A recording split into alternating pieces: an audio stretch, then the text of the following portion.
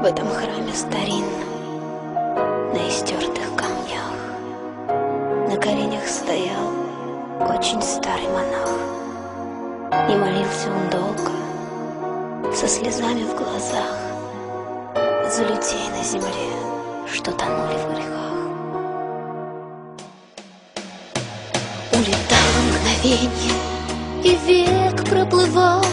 Он стоял на коленях и молитву шептал, все пытаясь ответить на извечный вопрос: отчего же на свете столько горя и слез? И не видно в ночи золотых куполов. Мое сердце кричит молчаливо, без слов: помоги нам, Господь, веру вновь обрести, слепоту побороть, свою душу спасти.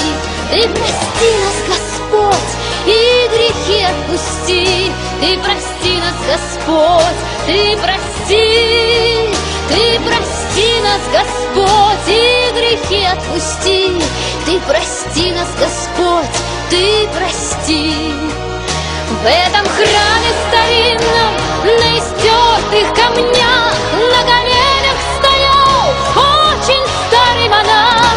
Проживал он вдали от мирской суеты, были мысли его высокие и чисты. Он молил небеса за сирот и за вдов: дай голодному хлеб, дай бездомному кров. И чтоб дети росли и не ведали зла, не жалейте для них ни любви, ни тепла. А на грешной земле кровь рекою течет, тонут храмы во мгле, брат на брата идет. Ты прости их, Господь, и грехи отпусти. Ты прости их, Господь, ты прости. Ты прости нас, Господь, и грехи отпусти. Ты прости нас, Господь, ты прости. Ты прости нас, Господь, и грехи отпусти. Ты прости нас, Господь, ты прости. И не видно в ночи золотых куполов. Мое сердце кричит молчаливо, без слов: помоги нам, Господь, веру вновь обрести, слепоту побороть, свою душу спасти, свою душу спасти.